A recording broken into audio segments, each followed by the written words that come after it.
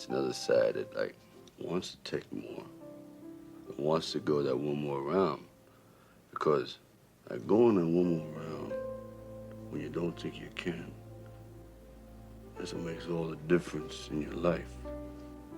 You know what I mean?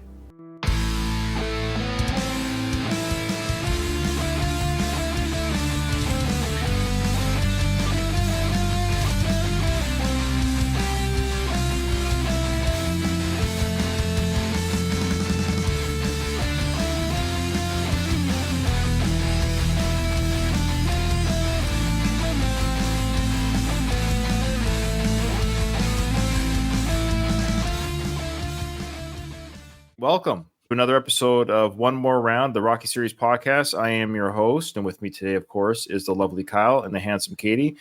How are you guys doing today? Wonderful. How are you?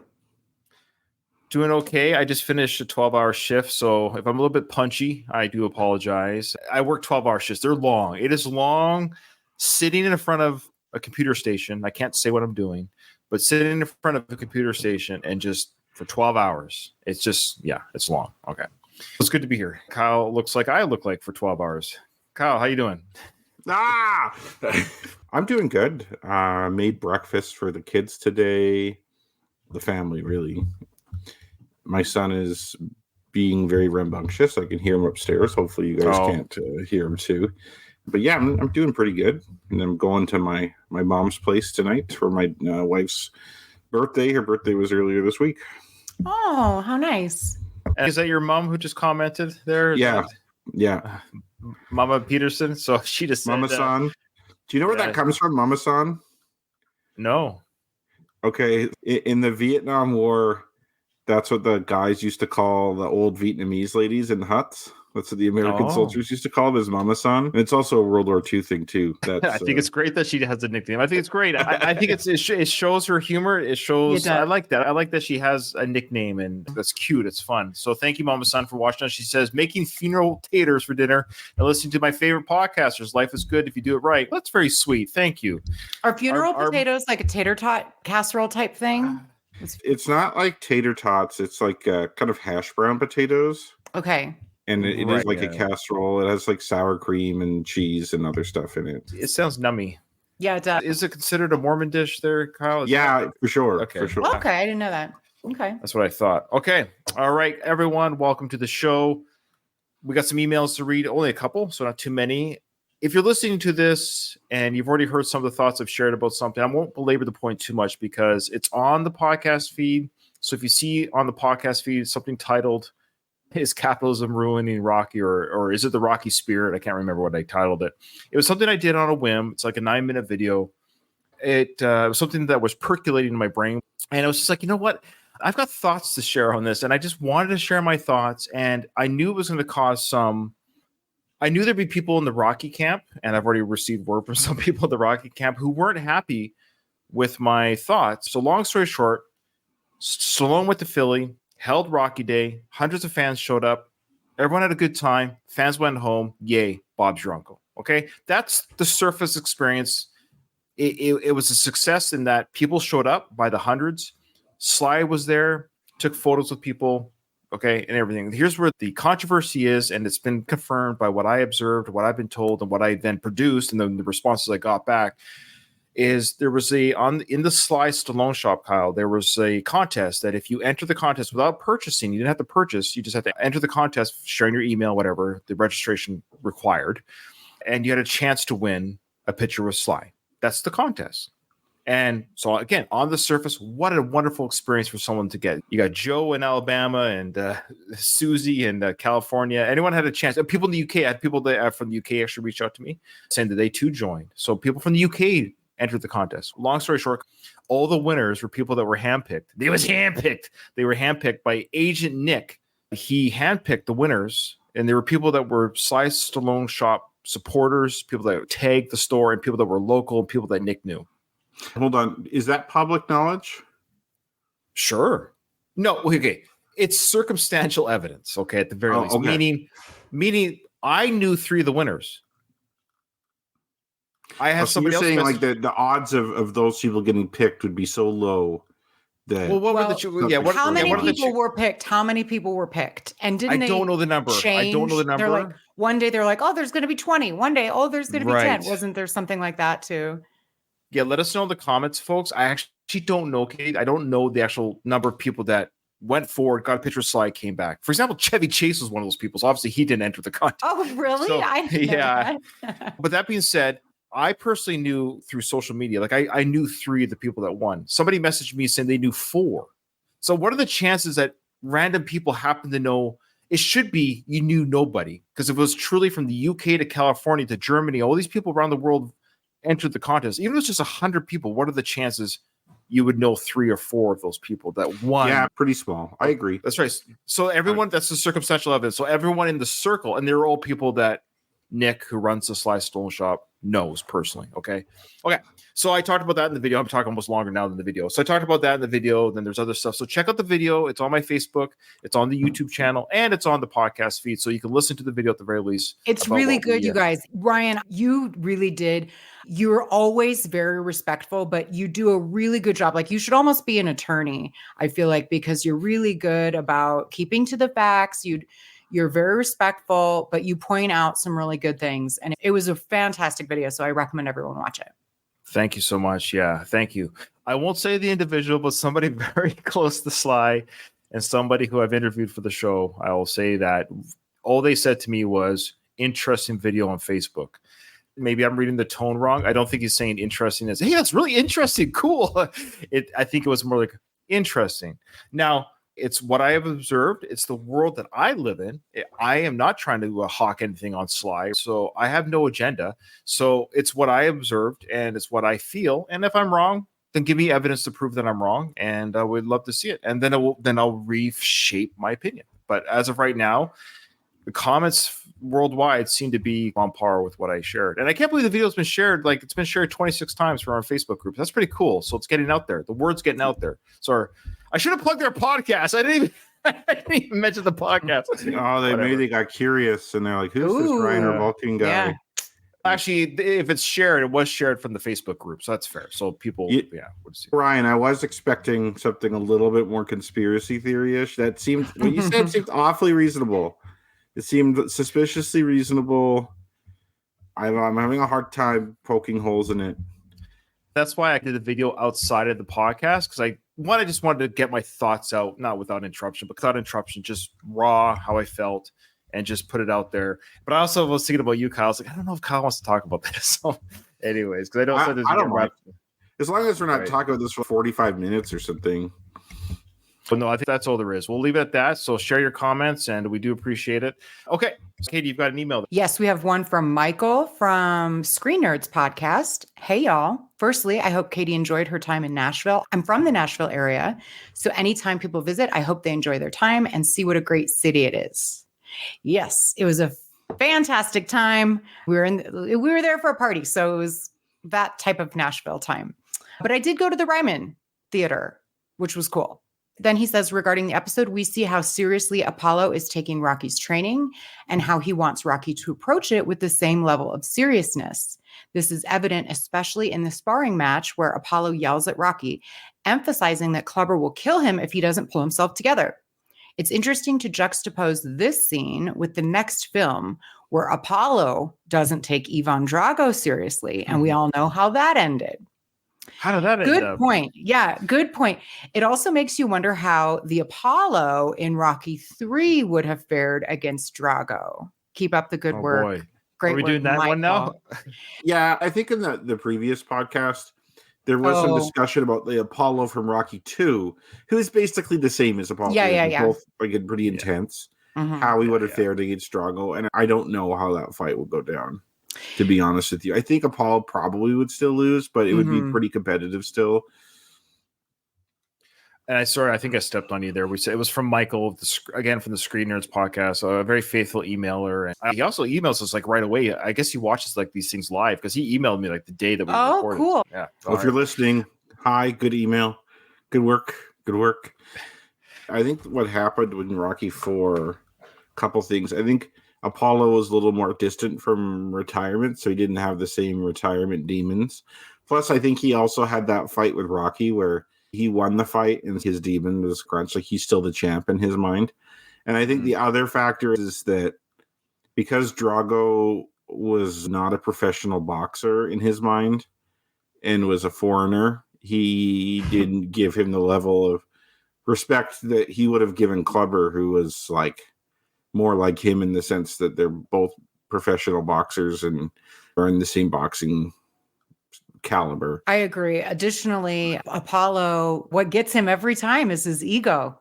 Yeah. Right. He wanted to do it for the wrong reasons. Yeah. Yeah, I agree. Great insight. Thank you, Michael, again for that. Now, I do have I'm going to summarize this because it was a long comment on YouTube, but it's a little bit, but I want to respond to it. And I feel bad because it was done like 2 episodes or 3 episodes ago from Andre. He faithfully watches the show, and I missed this because I think it's worth discussing. So this is the summarization of his comments. So bear with me. Andreas expresses frustration with our show that we repeatedly, according to him, misinterpret the concept of Eye of the Tiger in the context of the Rocky movies. Andreas argues that having the Eye of the Tiger means being willing to sacrifice everything to achieve a goal, not just displaying fury. They point out that in Rocky 2, Apollo Creed lacked the Eye of the Tiger because he was living a lie, losing touch with reality, driven by pride rather than true determination. In contrast, Rocky had the Eye of the Tiger as he was willing to sacrifice for his family and fight with true determination. So that's what he's saying, the difference between the two. Andreas lastly emphasizes that the Eye of the Tiger is about the mindset and commitment one brings to a challenge, not simply looking tough or talking trash. Now, this is where I had a bit of a beef with him.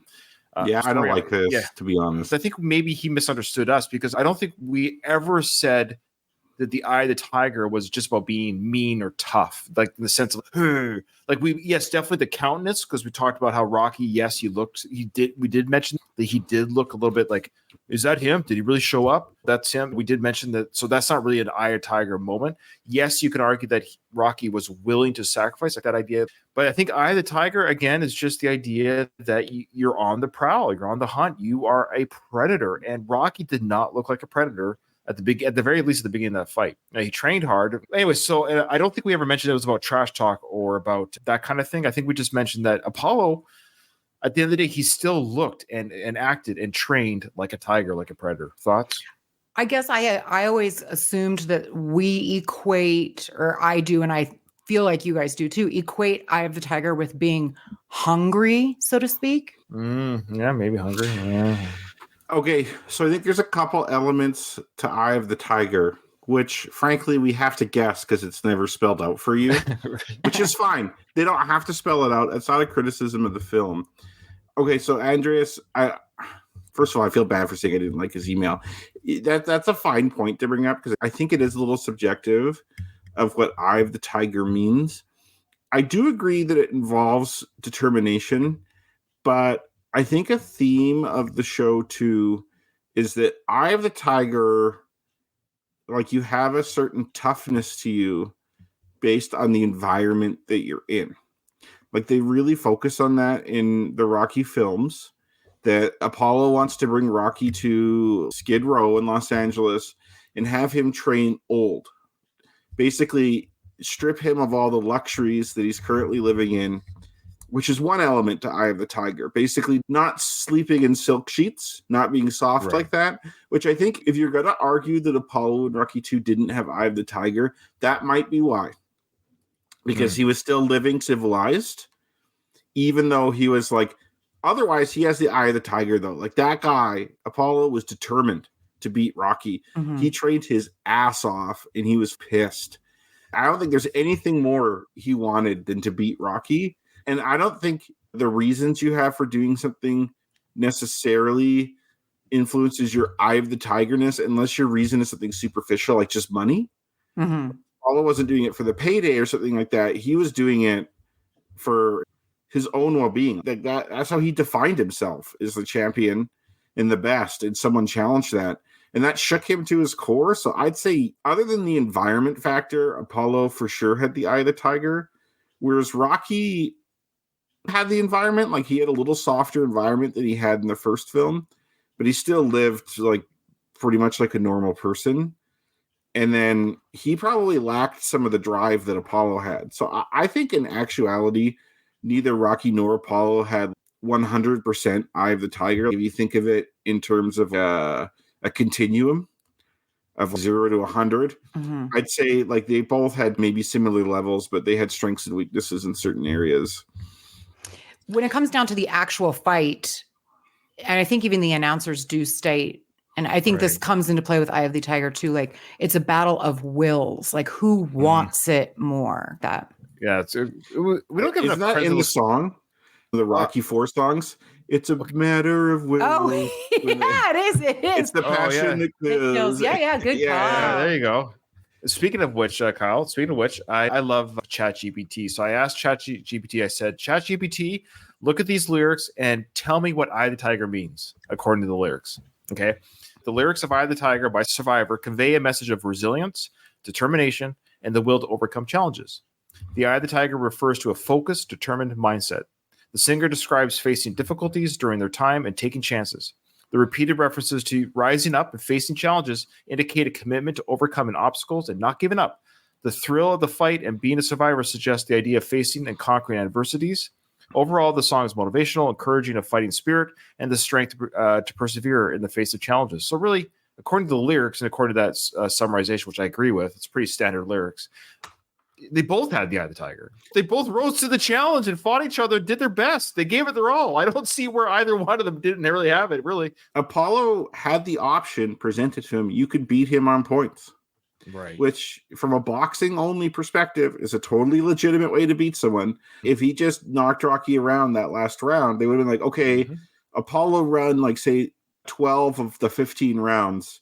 He clearly dominated Rocky during this fight. He's the champ. Right. But Apollo's, you know what? I'm putting all my cards on the table. We're going to slug it out this last round and we'll see who wins. Talk about rise up to the you're right about the ego, but ego isn't always necessarily bad in that sense. It blinds him to the win. He could Yes. have won.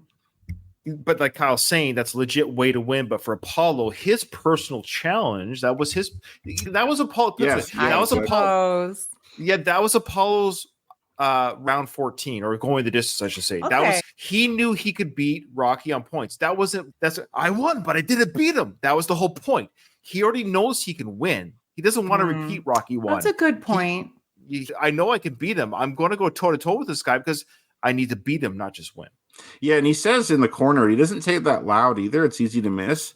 He says, it ain't going to be like last time. It ain't going to be like last time. Oh, Yeah, great stuff. I love good points, I you love it. guys. Good job. And you too, Katie, of course. Okay, that's it for email. So send us an email, folks, if you want to be a part of the show, or a great comment on YouTube. We do get some good comments on YouTube, but that was worth referring to. And now, Andreas, yes, we do love your comment, and nothing's wrong. You're not wrong. We're not wrong. If you want to be like diplomatic about it, it's just interpretation of He's a bit wrong. what. Yeah. Well, yeah. Sorry. Look, I don't have a lot of listeners on this show. I'm trying to salvage. You know people, what? You know what, Ryan? And here's a take. Businesses do it too, but if you try to please everyone, you end up I pleasing know, no I one. know, So you I got to know, take no. your takes, and some people aren't going to like We it, do. and it is what it is. We definitely do. We definitely have our listeners are very faithful. We have driven off a few listeners in the past. Greg the First, are you still there? Oh, I forgot. Oh, That's yeah. Ryan's Eye of the Tiger is finding out what Oh. happened to Greg.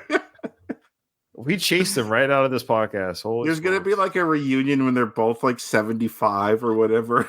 I like the And they're guy. gonna- He just hated our take on Creed or Michael B. Well, Jordan. He just yeah.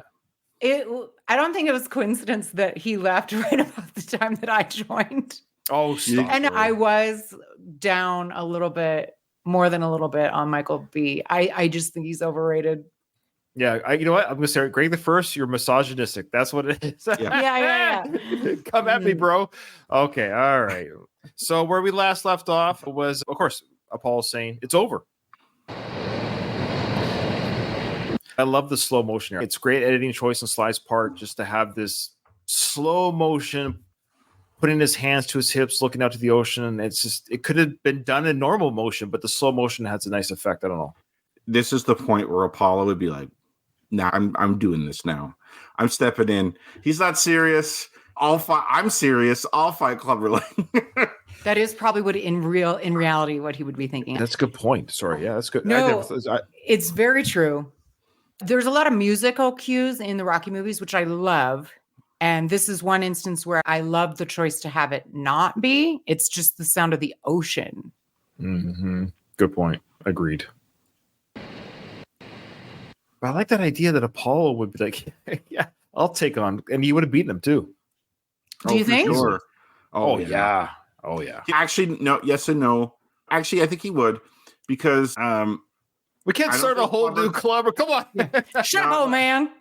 yeah, no, I think he would. I'm going to agree with Ryan. I was initially going to say no because I'm like, is Apollo going to make the same mistake with Clubber and try and go for the knockout? But I think Clubber gets gassed way easier than Rocky. So if Apollo stretched him out past 10 rounds, forget about it. I think he'd be an easy target. Louise brings up a good point. Got to have the slow motion to see those rear delts pop out. Yes. What's the matter with you?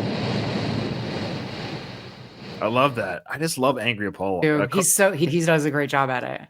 What's the matter with you? I love that.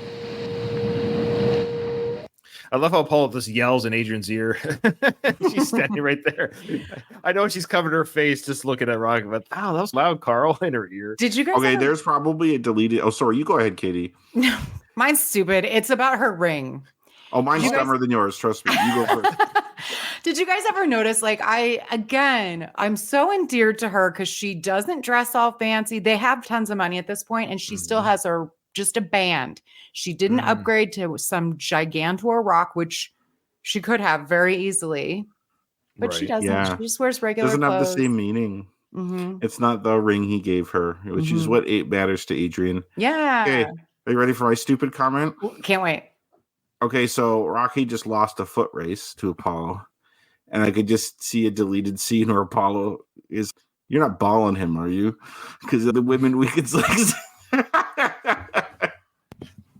This is your fault, Adrian. You're. What are you Shouldn't have screwing, brought you Adrian? here. Yeah, you balling her. I don't see the attraction. Apollo, this is where you big mouth. And there is a cue of Bill Conti's music, which I got to mute a little bit because it always gets flagged on YouTube. Adrian, of course, she's going to walk over and talk to Rocky. We get a nice, great wide shot coming up here. I love this wide shot. This wide shot here, the camera's panned out, and Adrian making that long walk to Rocky. Very dainty walk. That's look at her hands as she's walking. It is. But again, this is a bad outfit. She has decent outfits in 3, but this is a horrible outfit. They're on the beach. Why is she wearing that? Because she's not there on She vacation. should be wearing a Katie. bikini. She's there on business. No, but just, I don't know, shorts and sandals, but she has like such a frumpy outfit on. Ryan wants the about that bikini bullshit. version. So bad. This is I- peak Talia. I have this aversion to being physically attracted to her. She's almost like a maternal figure or something in my mind. Again, I think she's supposed to be like the Madonna figure. That's why I want to destroy her. I mean, it is partly that. It's that librarian thing. Oh, yeah. Underneath those sweaters and underneath everything, she's got a tight body. Mhm. Anyways, I think she's gorgeous. So I really do. I'm attracted to her, and I find her like you're saying, the non-flaunting. I find that it's Sexier. frustrating and sexy at the same time. Yeah, I see that. But she does have like model-esque features. Like her facial features, it almost looks like she's had them done. They're so perfect. Louise. I love Louise. Louise, he goes, I have mummy issues, so it's a green light for me. Oh, Louise. He's a character. All right, sorry. Adrian says, can I talk to you? I love that. Rocky gives a subtle nod, but I think it's so sweet that Adrian says, can I talk to you? Of course, Rocky would never say no. I want to ask you something important, and I want you to tell me the truth. What? Why'd you come here? Just don't want it no more. That's not a good answer to that question, was it? But that Why'd was you a come good here? question. It is. Uh, Yeah. Why'd you come to LA? Why are we here? Why, like the whole idea of you coming here was to train like Apollo. We're here, we're doing it, but why'd you come here if you're not doing it? Yeah, he interprets her question as, why are you up so bad? True. Yeah, he just goes right to the point. Like she's Yeah. asking because you're not doing it. She's been watching this whole failed training montage and he's not performing. So now he's saying, yeah, like you're right. He's just cutting to the chase. So I don't want it anymore. Mike Tyson's very last professional bout, he got knocked out by some guy that he shouldn't have been, like just some nobody. And actually, I don't know if he's a nobody, but he was a nobody at the time. Sure. And someone, an earlier Tyson would have just destroyed. And then they interviewed Mike after the fight. And I just don't have it anymore. I just don't want it. I could stay in shape, but I just don't have the fighting guts no more. And I'm sorry I let everybody down. It just like that same kind of dejection there. It really shows that like fighting, it's like Mickey said, is way more of a mentality than it is like just physicality. Sure. Great Mike Tyson impression also. Thank you. I appreciate it. We're working on it a lot. Yeah, I dare you to do that to Mike Tyson's face. He's pretty chill now. He'd probably be like, just tell I me. know. Worst that would happen is he'd tell me to F off. If it was like 1987 or something like that, like if I went back in time, no way, man. Didn't he punch someone on a plane recently? Or but they were, They were like physically accosting him. Oh, They I'm were not. horrible. I'm just Yeah. saying. You were like, he's pretty chill now. I'm like, was he? No, but that guy was horrible. Like legit, he was being really horrible to Tyson. It was very disrespectful. Tyson offered him some magic mushrooms before. That's like, right. Hey, Yeah, just come down. Like it's all good. Like earlier, Tyson would have killed him immediately. Mm-hmm. but I love how he assaulted the guy on the plane, and he didn't have anything. Like everyone was on tight. The authorities were like, no, because the guy was just kept asking. He kept coming after me. We just don't I need think he that was kind of touching man. him and stuff too. Like he was getting physical. Yeah. No, that kid deserved it. He was a dork. It's over because you want it to be over. I'm glad. I do. It's just, you've never quit anything since I've known. I don't know what you want me to say. That stung Rocky's pride a little bit because you're quitting. It's not like you. So nobody likes, especially a fighter, doesn't want to be told that they're a quitter. That's not what fighters do. Am I wrong? I love Adrian in this scene. She's just so on point. Because I like what she said there, saying, look, if you actually want this to be over, that's fine with me. It's not like she wants him to fight Kleber, right? She really just cares about his well-being, and she's really looking out for him, and she's really cutting through his BS. I kind of like this more aggressive. Like Adrian really mixes being aggressive with being loving and caring. Mm-hmm. Oh, she'll do it. Yeah, I was just going to say, and then Kate, please. I was going to say that aggressiveness she does in Rocky 1 against Paulie for obviously different, but she has that in her to come out and say, "Hey, what do I owe you? What do I owe you?" And she's doing something here. I want the truth. I want the truth. Go ahead, Katie. Oh no, you guys, that's a really great point. Like she only uses it when she absolutely has to. I was just going to comment on, she's right, and I appreciate that too. Look, if it's over, great. If that's what you want, but that's not what he's doing. She knows if he quit, that's not good for him. Yeah, that's true. And she knows that, and she's digging down to see, okay, why are you training like this? Like in the past, he trains crappily because of her disapproval. But she isn't giving the disapproval this time. Yeah. So without that, she's, what are you doing? We got to figure out what's wrong, but she can't just straight up say, why are you training like this? Yeah, more or less, it's like what I would say. And because I'm not as eloquent as Adrian is, let's either call this fight off. Like you have two options here. We're calling the fight off right now, or get your shit in gear and train. Yeah. Those are your two options. She isn't just saying that. She's not just saying shit or get off the pot. It's like saying, okay, let's figure out why. Like she's basically being this therapist. Yeah, she's a better woman than I, because I wouldn't have the patience for it. I'd be like, we're doing this or we're not. Let's go. Louis says it's probably her best scene in the entire series, and she looks amazing giving him the business. I agree. She looks fantastic here. She does. I love the dark mascara she's wearing in Rocky. But look at her features. She's just a beautiful woman. All of her features are perfect. The angular here, and her lips, her nose, her eyes. Yeah, I'm so in love with Talia in Rocky 3. It's unreal. Okay. I do think her speech in Rocky 5 is better. It's a better speech, but she looks haggard. No, I'm just joking. You are not, though. You're not. It's true. Like she has like the. She still looks very lovely, but she aged naturally, and that's what I love about her. No plastic surgery for Talia Shire in real life. I love that about her. So yeah, are you saying like you trade her for the younger model when she, you know what I'm saying? Like you, I'd probably pull a Sly. You get a Jennifer Flavin. Oh, I'm just joking. Yes, I know. And I just, I'm just like, yeah, you appreciate her natural beauty until you want to. Though I did get remarried and I married somebody 8 years younger, so I definitely did that the second. Yeah, you did. It's a thing. It really is a thing. I'm not gonna lie to you. You had to find someone with a similar maturity level. Yeah. Oh, she's way. It doesn't matter how. I could marry an 18-year-old who'd be more mature than me, probably. I'm a pillar of maturity. I never say anything inappropriate or That's off good. color. So, okay, so Rocky goes on to say, "Oh, what happened? What happened? How did everything that was so good get so bad? What's so bad? Tell me what? I wrecked everything by not thinking for myself." That's an interesting line that I don't think is talked about a lot in these movie reviews. I don't think we did it during the Going the Distance series. But he says, I wrecked everything by not thinking for myself. He's being hard on himself here because he didn't know that he wasn't not thinking for himself. It's not his fault. I hate to say it, Mickey did protect him, but by protecting Rocky, he didn't tell Rocky the whole truth. So Rocky only went with the information that he had at the time. So he was thinking for himself, but he didn't have the whole information at the time. Ryan, it's like you made a bunch of life decisions based off some faulty information given to you.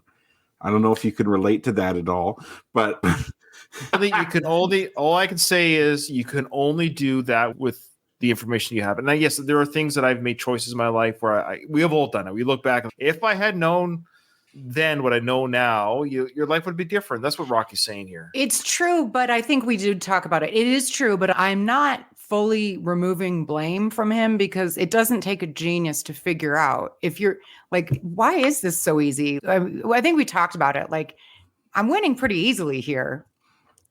Nobody seems blinded to be by his own success. Yeah. You're right, but it's also Rocky. He's a coconut. He says that he's not the brightest guy. Like, he's got a heart of gold. He does have, but it was willful ignorance. Ignorance. That's a good statement. I think something that happens to you too is a celebrity, and I think this happens to almost all of them to a degree, is the more famous you get, the more you get surrounded by yes men and people telling you that your shit doesn't stink, essentially.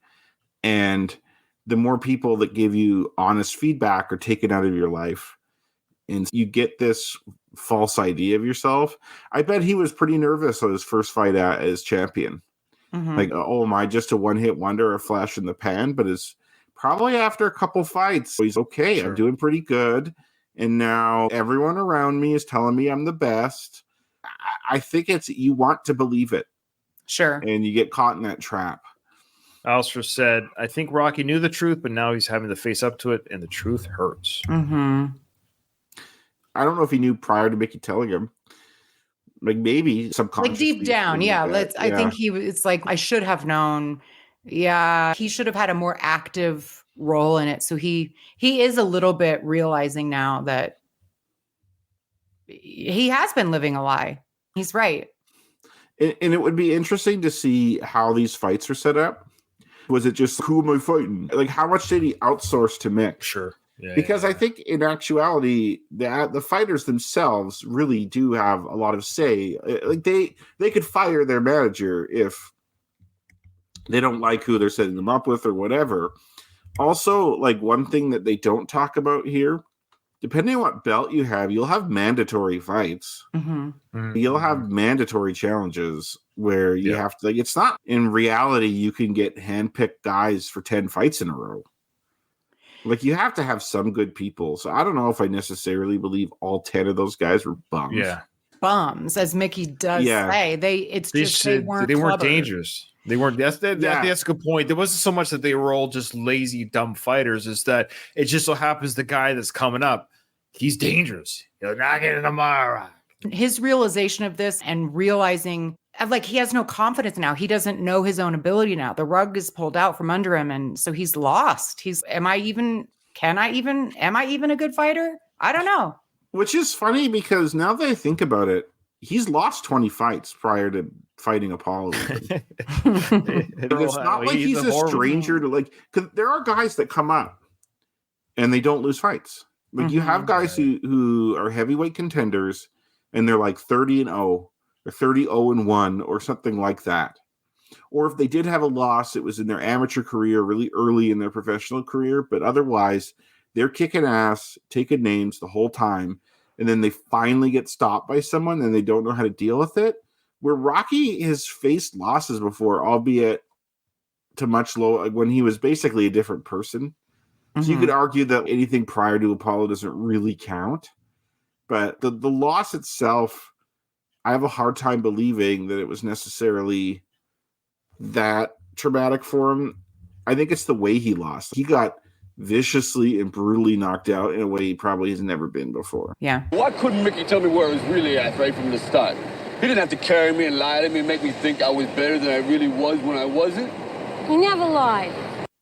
I don't know. We don't want to hammer it too much, but that again, that's what was presented. That's what we think as an audience, that all these fights were just handpicked and Rocky was lied to. But I agree with what you're saying, Kyle. In the real world of boxing, they can't all be that way. There has to be some sort of legitimate fights that Rocky has to face as champion. Like they just can't constantly be like, we're gonna fight this guy from this. We're gonna fight this guy from over here. Like it has to be legit. Hey, these guys are the next people to fight for the belt. They're just not arbitrarily picked. Yeah, and there are fights that they openly state this is like a tune-up fight for me.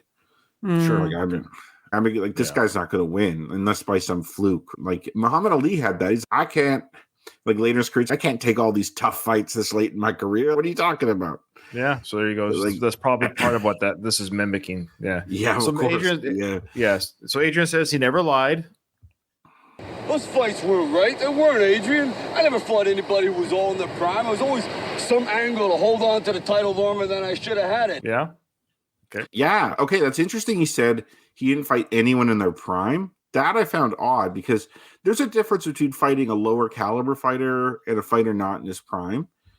Like he could have fought someone in their prime, but their prime just isn't that good. Yeah. Right?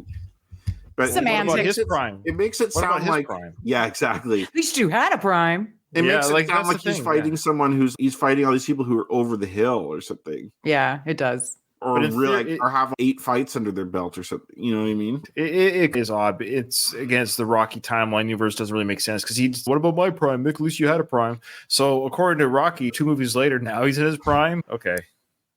He is from a championship. Physique. Yeah, that too. Look, I would have preferred to have fewer fights and had the title for a shorter duration if it was like authentic. Sure. Yeah, of course. Yeah. Alistair brings up a very good point. That's right. One of the opponents was Frank Stallone. That's true. That's true. Oof. Yeah, they were Frank bums. Stallone. Never mind. Yeah. I take it all back now. Do you understand what I'm saying here? I understand, but you've got to understand that he loved you and that was his job, protecting you. Look, that protecting don't help nothing. It only makes things worse. You wake up after a few years thinking you're a winner, but you're not. Now,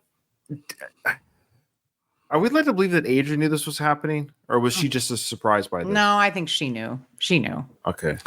Yeah, I Because think it's alluded to. It's alluded anyone to in the know earlier. would know. I don't think Mickey had a conversation with her about it, but in the same way that if you're paying attention and you have a brain, which she does, you'd know. So she just allowed Mickey to do the job that she was happy with that because she's Yes. dancing in the fights. Remember, Yes. she's dancing in the stands, and And this would be all in the media too. Like, you don't think boxing analysts wouldn't figure out That's that, what- why is this guy only yes. fighting schmucks, right? Yeah. that's what I mean. Like, So you'd we're be led to believe that criticized. he never read the paper. Like he just never. Yeah. Or like a post-fight interview, someone's gonna be like, "Hey, when are you gonna fight someone good?" Yeah, there is no post fight analysis that Rocky's aware of. He just goes just- about his day. He just go takes the home and I softball watch questions. movies and stuff. Do you want to say anything derogatory about this fight? Yeah, it went great. You're really a loser. And so we wouldn't have had the title as long. So what? At least it would have been real, Adrian. It was real. Nothing is real if you don't believe in who you are. That's what? What? That doesn't make it. That doesn't make any sense. Yeah, it does. What doesn't make sense about it? Okay, he says that his 3-year reign of 10 title Right. defenses wasn't Sure. real because they were handpicked. And then she says it was real. And then he says, nothing is real if you don't believe in who you are. Like, good people and not believe in who you are. Like that, I don't know what that means. But in this particular instance, he has recently found out. He's retconning the events because you're both right. This is the problem with this scene, I think, because he's retconning the history. Now, during that time, he believed in who he was. Now he's saying, now I don't. It should have been written a little bit better. He's just saying, I don't believe in myself right now. I'm not the fighter I thought I was. I like, because Adrian's saying it was real. You lived it, and you were on top of the world. Mickey protected you. That's all real. They just weren't the Clubber Lang fights that is coming up, but those were real fights. That's what Adrian said. They were real fights. You fought real people. You won, but they were there to protect you. Like, you could have lost, but you happened to win them. And for him to feel validated as a fighter, they got to be Clubber Langs, every single one of them. And he says, that's fine if they are. Then I lose, but I lose to the best. In his mind, he just has to fight Apollo Creed all the time. I think he's just expressing how he's feeling, and he doesn't believe in himself anymore. He doesn't know who he is anymore. And he's saying, that's what's wrong. You asked me what's wrong. That's what's wrong. I'm pissed right now.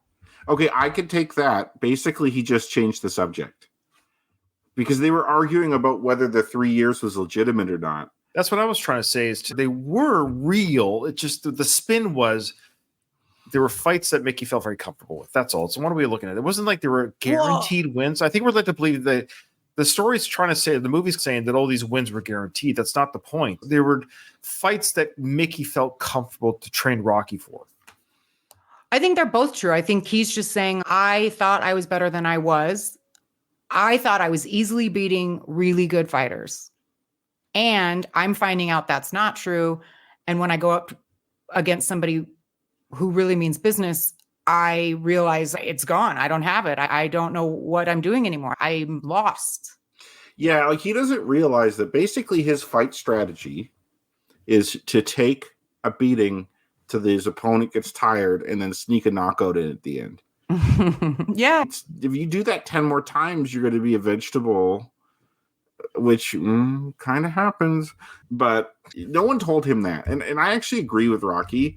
I think what Mickey did was not right. I think he should have been like, look, if you keep fighting, you're going to get messed up.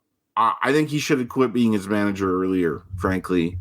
Or just said, okay, look, if you want to take these tough fights, you have a real risk of getting hurt. It's up to you. I like the idea of Rocky being able to decide his own destiny for the 3 years instead of have someone pull the wool over his eyes. But if you're in Mickey's shoes, you do the same. And that's what Adrian's saying. Mickey didn't want him even to fight Apollo again. He did feel like it was his job to protect him. They developed a father-son relationship. I can see why he wouldn't want to walk away. Yes, I agree. I could see why Mickey did that. Because say Mickey walked away as being his manager and Rocky continued to fight on his own and then got hurt. Right. And then you feel bad. So it's okay. Let's just protect him and hopefully he'll just retire eventually instead of have the title taken from him. I think that Mama San P has the perfect bow for this. She says, I suspect Rocky has imposter syndrome. I agree. Yeah, Mama P, great comments. And I want to read Alistair's and Louis as well because they brought up some good points.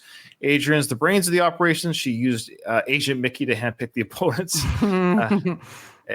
Louise brings up a great point as well. He says Rocky himself was an underqualified champion, so he wasn't expected to hold the belt that long. It's certainly plausible that the media focused on Rocky's meteoric rise from club fighter to world beater and gave him a pass in the overall level of competition he was facing. So that's a good point too, is this fun Cinderella narrative. Let him be at the ball, dancing at the ball, as long as it went well past midnight in Rocky's career. But everyone just ate it up that this rags to riches story was just too much fun to criticize. So maybe they gave him a pass. So that's good. Yeah, I can see that. Yeah. Okay. Now, do you guys have time to do the training montage, or how are you looking for time? I don't want to. We can make it a short episode. Well, we budgeted for usually it's an hour and a half, right? Yeah, we're not quite an hour into it, so yeah. Okay, no, that's fine with me. I don't have the book. Remember, he's saying we have more time since we didn't do trivia. Oh, right? Yeah, we'll say that. We'll say I didn't forget that Ryan didn't have the book. No, because I thought he said we're still have to do trivia. Yes, that is what I said. Katie, you guys look good. Now you fucking you know what it is? I don't hear very well. Honestly, I'm Mickey in our trio here. I miss things a lot. Yeah. Hey, long hair, high hearing aids. That's all I'm saying. Yeah, I'm not too far off from them, honestly. I hear stupid things better with it. I missed to listen to way too loud of music. Busted out my eardrums or something. That's not good. I don't believe in myself no more. Don't you understand? When a fighter don't believe, that's it. He's finished. It's over. That's it. That's not it! That is it? Why don't you tell me the truth? What are you putting me through, Adrian? You want to know the truth? The truth is I don't want to lose what I got. In the beginning, I didn't care about what happened to me. I go in the ring, I get busted up. I didn't care. But now there's you, there's the kid. I don't want to lose what I got. What do we have that can't be replaced? What? A house. We got cars. We got money. We got everything but the truth. What's the truth, damn it? Yeah, of course. Okay, this doesn't make sense either to me now. This is ruining the scene for me a little bit. No, it isn't. So he says, I didn't care what happened to you before. I get busted up, but now I have you. I have the kid. And then Adrian says, what do we have that cannot be replaced? And then she talks about cars and money and whatnot. But he wasn't talking about that stuff. He was talking about getting busted up, about getting physically injured, which is something Adrian should be very sensitive to. Given the Adrian we saw last film, right? Would she not be worried that Clubber would mess his eye up like Apollo would have? It really seems to me like her retort there was not answering what he was saying, even though what he's saying is a lie. It's disconnected for sure. Because I think he she doesn't said want to that, lose what I got. What I got is the kid. Yeah, because if he fights Clubber, they have more of that shit. Because he's going to get a huge payday. This is what doesn't make sense to me. Mm-hmm. I've got another video that I'm going to put together. Just came to me, my little quick videos I'll do, where she goes, we got cars, we got money. Then I cut to Rocky 5 and then do the Curb Your Enthusiasm. They lose it all. Just wait one more film there, Adrian. Yeah. Just Balboa, you like reaching your hand into your pocket and only feeling your leg. Oh, God, you've been working on your Duke. I've been practicing it in the house and my family's getting annoyed with me. Good acting by both of them. I think Rocky does angry really well. And this is good. We've already talked about Adrian. But my ridiculous comment was just about still you have it paused on is this beautiful shoulder. Yeah, he looks fantastic. I know. But How can you not believe in yourself with a body like that? No shit. Okay, so we'll finish this scene here, so we'll get to the montage. But I will say this scene has always, before I did the podcast, obviously, I've watched this movie 100 times. It still doesn't make sense to me. Meaning, at the end of the day, like, I don't know how Adrian knew there was more to get out of her. I know she gets it out of, but does she know that he was afraid? Yeah. Because she's okay. That's my thought. I'm a little confused how well she, like, look, I know they're married and they're a couple, and I know she gets him to say that. It's just funny how she just didn't say, are you afraid? It's okay to be afraid. But it's like she does get to that after he admits it. I understand there's a psychology behind that.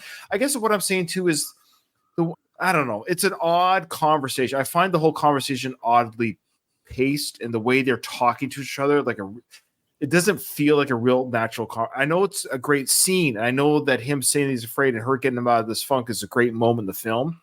But the actual dialogue of how they're communicating seems odd. It seems disjointed. Yeah. Like he's saying stuff, and then I feel like they're both saying different, they're talking to different people about different things, but they're both talking. Okay. Mm-hmm. I think it's one of those things in film where they have to move it along because you don't have 45 minutes to watch that conversation lay out. But what I do like about this is this does remind me of when me and my spouse will have, we'll say a fight, but it doesn't necessarily have to be a fight. Where we really get down to what's going on, and we both know each other, and you have to go through the layers of bullshit, and then you finally get down to what's real, and you work something out. There's something kind of magical about that, and I think this scene, despite like how it's disjointed that way, I really criticized some of it earlier. What I really like about this scene is it really has that spirit in it. It has the spirit of them as a couple working together on something, and like the whole is greater than the sum of its parts. Afraid! All right? You want to hear me say it? You want to break me down? All right, I'm afraid. For the first time in my life. I'm afraid too. Is that the first time in his life he's afraid? No, but I think it's just something he says. Or like afraid to get hurt, maybe, is what he means. Afraid to lose it. Yeah, I think the average viewer, and I know I was guilty of this, but we've watched this so many times, I think we're just led to believe he's afraid to face Clubber again. Mm-hmm. But Yeah. he's talking about he's afraid to lose everything, to be a bum on the neighborhood again. Don't worry, Rocky V's coming. He'll be all those things again. So the idea is that overall he's afraid to lose it all. He's on top of the world. He's a champion of the world. What will his life be when he's not the champ? Or theoretically he's not now, but he will be again. But the point is that he's on top of the world. What will he be if he loses this fight again? So I think essentially he's emasculated in his mind. I don't think he actually is emasculated, but I think in his mind he's been emasculated a bit. He's been out-muscled and beat up by this guy, a guy that talked about banging his wife and talked shit to him. This guy talked shit to him, kicked his ass easily, and having to admit to your wife that you're afraid of another man is very emasculating. I think that's why it's so hard for him to say that. There's something freeing when you say the words. Like you finally release what you're feeling there. It helps you work it out and to move on. Nothing wrong with being afraid. There is. For me, there is. Why, you're human, aren't you? Look, I don't know what I am. All I know is I'm a liar. And because of that, Mickey ain't here no more. we're back to that again. He's a Yeah. liar. And it's because of that. Because of me, Mickey ain't here no more. Yeah. Why is he a liar? I don't know. It's not like he handpicked the fights and that it's not like I finally admit I've been living as a fraud, but I think it's like the imposter syndrome. Yes, that's what your mom was saying. Talking about. So, yeah. He's So maybe not he's being lying. literal. He's not being literal. I feel like I've been living a lie. I'm Right, feeling this way. And because of that, Mick's not here anymore. It's just he has guilt over Mickey's death. I think is just yeah. You didn't push him into anything. He was a grown man and he did what he had to do. And you have no right to feel guilty for what happened. You don't. You were There a you go. champion. And you did what you were expected to do. And you did what I and everybody else thought you should do. There you go. See, she was behind it. Yeah, I knew there was something in the film. There was. I think she knew what was going on with. I don't think that's what she's saying here. She's just saying. Oh, okay. All I right. actually don't think she's admitting that she knew. She's just saying we all expected this of you, Okay. and you did it All because that's what you're expected to do. You're the champion, and yeah. What do you think, Kyle? Do you think she knew? Do you think that's what she's saying here? I think logically she knew. And the reason I'm saying that, I think the she reason I'm saying that did. is because if he was going up against another Apollo type, I think her real worry would be he's going to get hurt again. But she was going along with these fights, which leads me to believe, I think somewhere in her mind, even if she wasn't actively involved in handpicking these people, I think deep down she knew, okay, Yes. he'll be okay. I think, or else they would have been fighting the whole time. Sorry, my question, I phrased it incorrectly. Yes, I also believe that. But do you believe that she's saying that? You do what I and everyone else thought you should. No, because that implies everyone else Yeah. knew they were handpicked, which I don't think is true. I don't think he'd have that popularity. I think he did all the moves he's supposed to do as a champion. Yeah. I Right? think me and That's all she's Kyle saying. win. Ryan loses. It's fine. That's fine. I'm always wrong. I'm always all my conspiracies, all my theories are always. Hey, I I'm agree with thinking- you at the beginning about the slide thing. Yeah, it's okay. I'm just saying I've always been led to believe that whether she was in cahoots with Mickey, I think she always knew. And I think there might have been discussion. I can almost see Mickey and her at like having an knowing glance or some sort of discussion or something. I see it in my mind. My mind's eye plays that out. Now, obviously, it was never on film. So I'm sorry. Maybe what I'm trying to differentiate is I think we're all in agreement that she knew. Whether or not it was like in cahoots or not is another story. But here, I thought what you were saying, Ryan, is she's admitting to that in what she says here. And I think Kyle and I are saying that's not what she's saying. She's just saying you're doing what you were expected to do. Sure. Okay. And you want to tell me that those fights weren't real? That you were carried? I don't believe it. Doesn't matter what I believe, because you're the one that's got to carry that fear around inside you. Afraid that everybody's going to take things away. Afraid you're going to be remembered as a coward. That you're not a man anymore. None of it's true. It doesn't matter if I tell you. It doesn't matter because you're the one that's got to settle it. Get rid of it. Because when all the smoke is cleared and everyone's through chanting your name, it's just going to be us. And you can't live like this. We can't live like this. A very passionate speech here. And this is funny. It's reminiscent of the speech later that Rocky gives to his son and Rocky Balboa. The idea of to keep pushing through life. I know it's the Sunshine and Rainbow speech, but the idea that you're living through fear, or you're living that shadow. You got to start doing what people tell you that you are. You're this, you're that, you're this, you're that. That's what she's saying here. She's saying the same thing. Once people are done saying your name or chant your name, it's just you. You are you. You've got to be you and be happy about who you are. And then at the end of the day, yes, she's saying, you're my husband.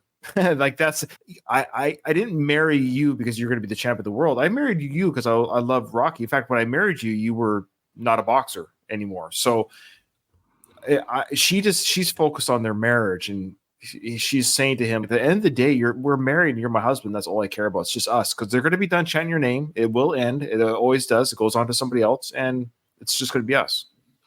Yeah, and I like what she's going to say right after this about whether he wins or loses. It's going to bother you for the rest of your life. Look what it's doing to you now.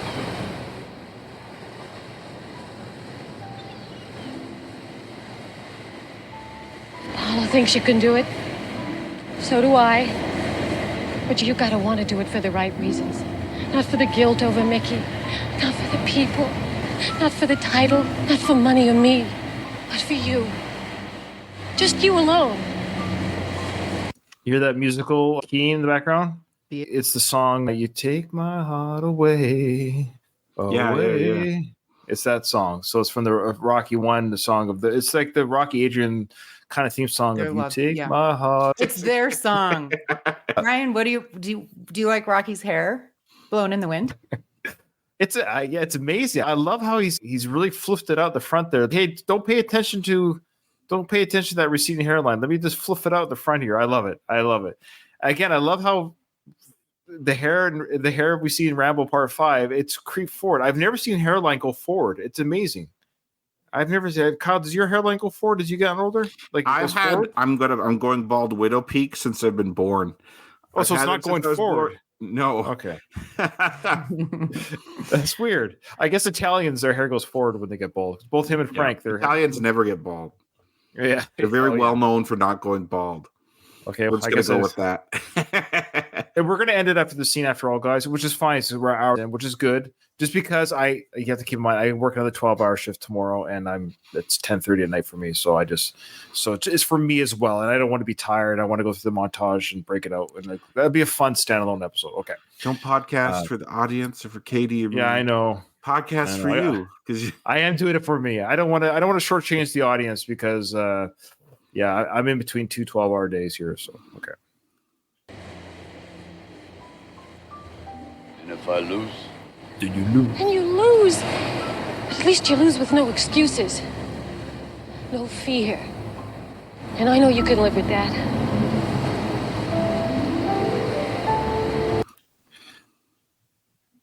Basically, she's telling him, do it right. You know what? Make a decision. Do it here. Train the right way. And if you lose, but at least you know you gave it your all. There's nothing worse than living your life thinking that you could have done better. If I would have just done this. It's if you want to ask someone out and then you're too afraid to ask because you're worried they'll reject you. And then it's if you get rejected, but at least you know where you stand instead of wondering if something ever could have happened. It reminds me of that, but obviously more serious than that. How'd you get so tough? I live with a fighter. I thought the word choice was an interesting one, though. What's that? I live with a fighter, not I married a fighter. I love a fighter. I just thought that was different. It is interesting. Yeah, it is interesting. I live with a fighter. Yeah, you're right, because that's written, and that's what she said, or at the very least, that's what she said. Alistair says that the hair plugs wouldn't have survived the breeze on the beach. That's No, I think he does. This is his hair still for sure. It does. Oh, this is. Yeah, this is his hair. No, this is his hair. Yeah, I've always said I think it was Rocky 3 I think it's Rocky 3 that we see the last of his hair. Oh, you don't think in Rocky 4? I don't say it's his hair, but is it his head hair? It's his hair. Is it transplanted from somewhere else? No, I'm like very certain that Rocky 3 Rocky is his hair. And that's that's coming from his scalp. He grew it. He has great hair in this one. I like it. Yeah, it's hanging on. He also has really beautiful lips. I like his like weird crooked smile.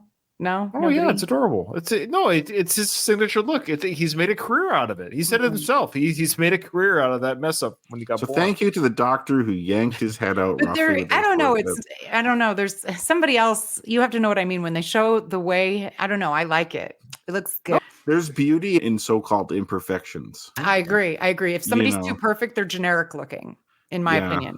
That's probably why I'm so generic looking. I really love you. I really love you too. Oh yeah. Okay, so I really want to do the montage, but I know we're gonna have a lot Yeah. to say. I don't want to rush because there's no way we're gonna do the montage in 20 minutes. I don't think it's possible. We'll have too much to say.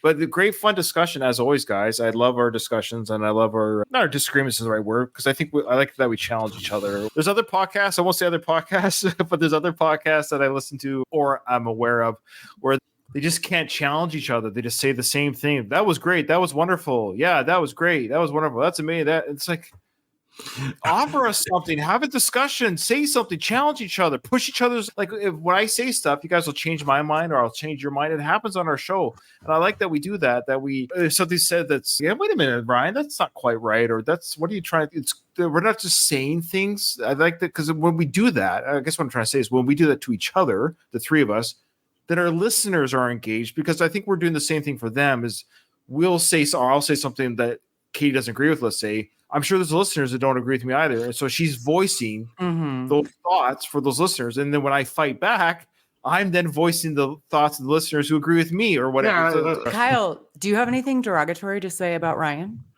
He's great. He's the best. Oh, man. Yeah. No, you guys are very kind. You guys are very kind. Again, rate us on iTunes, guys. I know I always say that, but it does help. You just go on your app. iTunes, I just say I've done the stats. It's 90% of the downloads are from iTunes. If you watch this on YouTube, give the video a like. That helps too.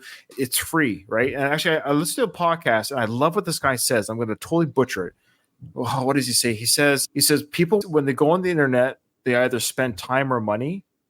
And he says, you spend your time with me, so thank you. So I don't ask for money. I do have a Patreon, so if you want to support it, that would be very grateful. I'd be very grateful for that. But if you can't support the Patreon, then you're supporting me with your time. And I want to say thank you, guys. That's important to us, that you actually have taken the time to listen to us. You know what? Time doesn't pay those hosting fees, people. This is my tough love speech that Ryan can edit out. Listen, you freeloaders. We all know who you are. The least you could do is go on iTunes or wherever you review. Give us a 5-star review. Yeah. Ryan's toiling for this shit. He pays a lot of money for it, a lot of time editing. You know how many times he has to edit out things I say in the podcast that are not appropriate? A lot. So that's what the Patreon's for. That's what the Patreon's for. So if you listen to this on your feed and not live, you get to listen to the raw unedited stuff. Either get on the Patreon, which I don't see a cent of, and I'm totally cool with that, or give the review.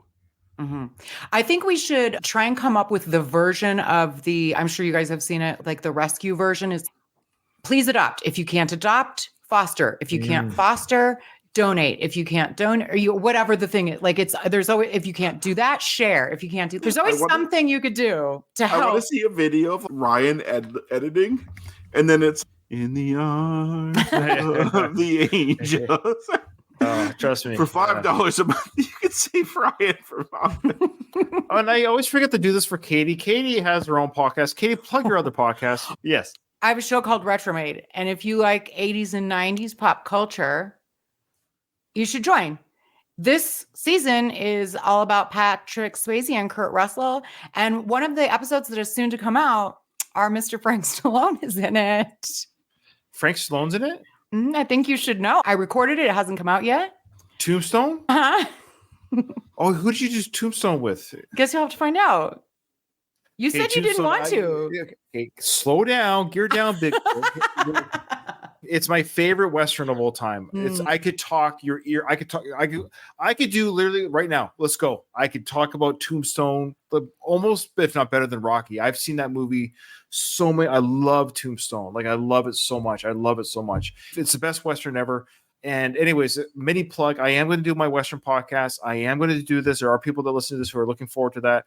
It's going to happen. Tombstone's going to be on there. It's going to probably be the premiere movie that I cover. It's going to be done like we do with these films, but a little bit like shorter. Like I'm going to do 3 to 5 episodes per movie. But anyways, the reason why I turned it down, Katie, is because I didn't want to talk about it on your show and then have it do it on my podcast. I was just teasing, but I want to do it so bad. I did. You're probably going to hate listening to the episode. Then. I was going to say this. I'm going to listen to whoever's covering it. They're not going to do it any justice. I'm sorry. They're just not going to do it any justice. Forward to seeing. I can tell you right now that it is neither of ours favorite movie of all time. Obviously, it's not mine, but.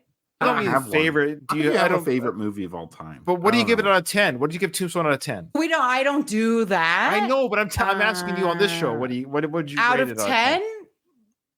Fresh rating, whatever. A, B, C, D. I would give it a 6.5 or a 7. What I love about it, there are things I love about it, but there's a lot of problems with it too. The cast is wonderful. Really great cast. Was a little disjointed. The script needed to be longer, but then it was too long. Like it wasn't tight enough. There were certain parts of it that needed more time to breathe, but then the movie itself was a little long anyway, in comparison to Rocky. Right. Like it's really hard to find things wrong with Rocky, and it's not that hard to find things wrong with Tombstone. You're right. Tombstone should have almost been a miniseries because there's so much going on. It's very full. It's overfilling with characters and side stories. And there is a bigger cut. And that you're getting me all like geeking out here. There is a longer cut. There is so much on the chopping block or whatever that didn't make the cut. Sure, but that wasn't the final product. Right? No, I know, and that's unfortunate. And so your criticism is accurate. I could see why you'd say that. Mm-hmm. So I get that. I also have a lot of nostalgia for it because I saw it for the first time when I was 17 years old, and just like everything. See that. Yeah, well, of course, there's films that you love. They're not a perfect film, but you love them subjectively. Right. In fact, I listen to your podcast. There's no way you think certain films that you enjoy a lot are objectively great films, but you love them subjectively. Yes, that's Tombstone. And I wasn't hard on it. But I don't think it doesn't make my top 50. Interesting. Wow. Like people that love Westerns love this film. So I don't know how much you like. Do you like Westerns in general? No. So that's probably part of it. But I have. Yeah, that's fair. Yeah. But I have seen other Westerns. Oh, I know. But it's a genre that people love. It's like music. There's certain music genres that people love. So Western movies are a genre. There's something aesthetically about them that people just gravitate towards. I love the cast. I wasn't hard on it. I don't dislike it. That's a pretty good star rating for me. 6.5 or 7 out of 10. That's a B-. 7 out of 10 is decent. Yeah. Like I would say, if you're going to go 7, that's a B-. Yeah. So that's pretty good. It's not horrible. No, it's if not Rocky horrible. For me is a 10 and Tombstone is a 6.5 or a 7, that's still pretty good. Well, guys, I got to get running right now. Yeah. Okay. All right. But you guys continue on. I don't want to. No, I was just. And have a good week. You too. Well, we're recording again in a couple weeks. I guess a couple weeks. I'll send you Christmas, huh? Yeah, we're doing the 27th was a tentative date. But I'll send you a reminder. Sure. Yeah, that's right. Okay. Oh yeah, that's right. Yeah, both episodes in December for my show are big anniversaries. Like I wanted to release them on their. One of them is the 40th anniversary, and Tombstone. It's on Christmas Day. Is its 30th anniversary. So again, it's called the Retro Made Podcast. Katie hosts this. It's a bi-weekly podcast, just like our Rocky podcast is bi-weekly. She does a great job. She has incredible guests that come on. She's really networked her show out there. Networking your show is a great idea. I did that with the Rambo podcast, but then I just stuck with Dom because he's the best. It's a lot more work, I will say. It is. That's what it was. My gosh. And now with Dom, I was like, I wish I did the whole thing with Dom, but that's okay. Yeah. It's okay. Anyways, that being said, no, it's great. And that's 90% of its nostalgia. You're watching Tombstone for the first time. Is that what it was? It is if I was. I know I've seen it before, but I remembered so Right. little from it Sure, that sure. it may as That's well fair. have been. Yeah. Yeah, no, that's fair. So, in that, again, fair arguments. Don't get me wrong, and that's a discussion I'll save for my podcast because there are things about it that are not perfect on a Mhm. filmmaker's point of view. Because, long story short, the director sucked. He got Oh, fired. we talked about yeah. that. Yeah. Okay, Mhm. so that's part of the disjointedness. Was the production was disjointed? It wasn't. Yeah. It was a disjointed production, but everyone brought their A game. I think with what they had is how I look at it. Yeah, but I Yeah, get it. and I love Mason Kerr and Sam Elliott. It's amazing. I mean, like and you got Sam Kurt Russell with Elliott? eyeliner. You got Kurt Russell with eyeliner. What Yeah. more do you want? What more? Did Yeah. you mention the eyeliner? We just know, but we mentioned that Dana Delaney is. I'll take one of those when she looks at him. Yeah, Yeah. she's great. No, we yeah, didn't talk about the eyeliner. Mm-mm. Oh yeah, he wears eyeliner throughout the film. But anyways, yeah, it's a great film. I can't wait to talk about it. But and I can't wait to hear your episode. Retro Made Podcast. Katie's amazing, and everyone, thanks for watching us and listening to our little Tombstone discussion at the end. All right, Preview Katie. for your new show. Yeah, that's right. No, not a preview for my new podcast. A plug for your current one. So check Both. out. There you go. Both. Okay. But Katie, that's it. This episode is over. I didn't hear no bell.